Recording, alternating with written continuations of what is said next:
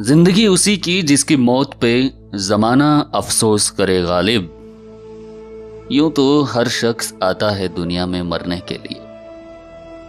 बिल्कुल दोस्तों, ऐसे बहुत से चेहरे आते हैं और चले जाते हैं, लेकिन याद सिर्फ वही रहते हैं जिन्होंने इस देश और समाज को अपनी एक अलग छवि दी है, अपना एक अलग रूप दिया है और एक अपनी अलग दिशा दी है। ऐसे ही अगर मैं आपसे कहूं, दो शब्द हैं, दया और निस्वार्थ भाव, तो सबसे पहले आपके जहन में क्या आता है? कहते हैं कि अपने लिए तो सब जीते हैं, लेकिन जो अपने स्वार्थ को पीछे छोड़कर दूसरों के लिए काम करता है, दूसरों के लिए जीता है, वही महान होता है। और आज हम ब्लैक डायरी के इस एपिसोड में बात करेंगे एक ऐसी ही शख्सियत के बारे में जिनका नाम है मदर टेरेसा, जो भारत की नहीं होने के बावजूद वो भारत आई और यहाँ के लोगों से वो असीम प्रेम कर बैठी और यहीं आगे का उन्होंने अपना जीवन बिताया और अनेक महान कार्य किया। जी हाँ दोस्तों, आप देख रहे हैं बायोग्राफी ऑफ लीजेंड्स और यह है एपिसोड नंबर 2।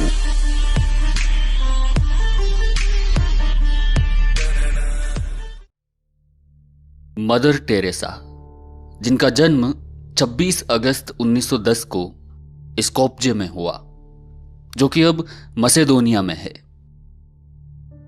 उनके पिता निकोला एक साधारण व्यवसायी थे और जब वो मात्र 8 साल की थी तभी उनके पिता परलोक सिधार गए, जिसके बाद उनके लालन पालन की सारी जिम्मेदारी उनकी माता द्राना पर आ गई। वो 5 भाइयों में सबसे छोटी थी। वो एक सुंदर, अध्ययनशील और परिश्रमी लड़की थी। पढ़ाई के साथ साथ गाना गाना उन्हें बेहद पसंद था और ऐसा माना जाता है कि जब वो मात्र 12 साल की थी तभी उन्हें ये अनुभव हो गया था कि वो अपना सारा जीवन मानव सेवा में लगाएंगी। और जब वे 18 साल की हुई तो उस उम्र में उन्होंने सिस्टर्स ऑफ लोरेटो में शामिल होने का फैसला किया। तत्पश्चात वो आयरलैंड गई, जहां उन्होंने अंग्रेजी भाषा सीखी। सिस्टर टेरेसा आयरलैंड से 6 जनवरी 1929 को कोलकाता में लोरेटो कॉन्वेंट पहुंची। वो एक अनुशासित शिक्षिका थी और विद्यार्थी उन्हें बेहद स्नेह करते थे।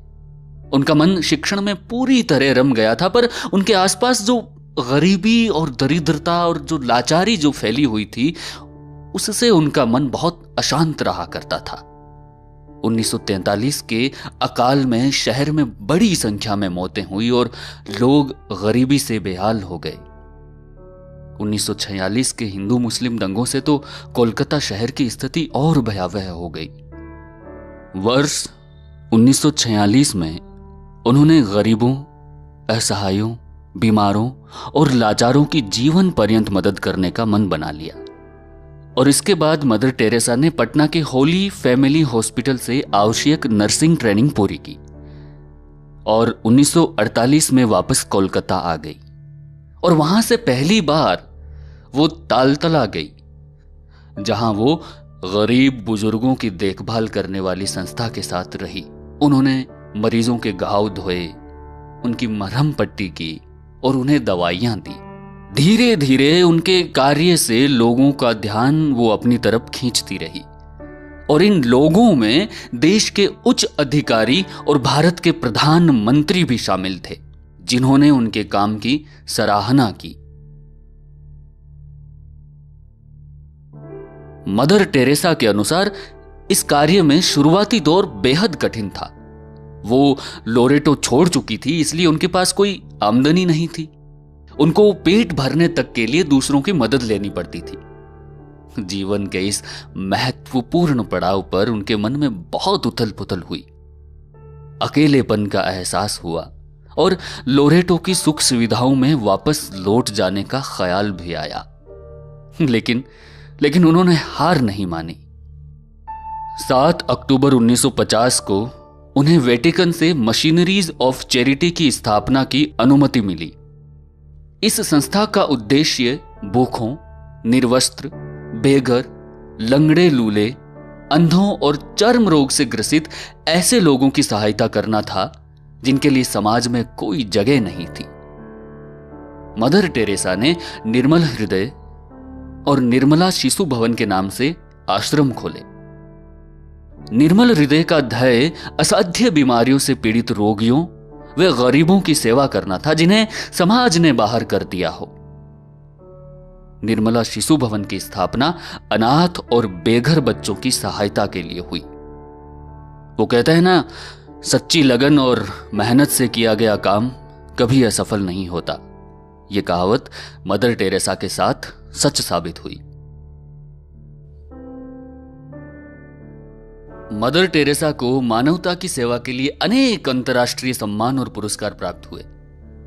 भारत सरकार ने उन्हें 1962 में पहले पद्मश्री और 1980 में उन्हें देश के सर्वोच्च नागरिक सम्मान भारत रत्न से नवाजा और संयुक्त राज्य अमेरिका ने उन्हें वर्ष 1985 में मेडल ऑफ फ्रीडम से अलंकृत किया। मानव कल्याण के लिए किए गए कार्यों की वजह से मदर टेरेसा को 1979 में नोबेल शांति पुरस्कार मिला। उन्हें यह पुरस्कार गरीबों और असहायों की सहायता के लिए दिया गया। मदर टेरेसा ने नोबेल पुरस्कार की $1,92,000 की धनराशि गरीबों के लिए एक फंड के तौर पर इस्तेमाल करने का निर्णय लिया। मदर टेरेसा को कई सालों से दिल व किडनी की परेशानी थी।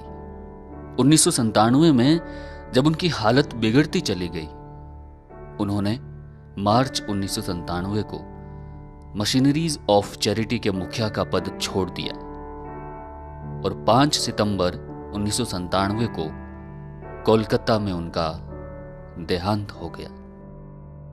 जिनका कहना था कि यदि हमारे बीच शांति की कमी है तो वह केवल इसलिए क्योंकि हम भूल गए हैं कि हम एक दूसरे से संबंधित हैं।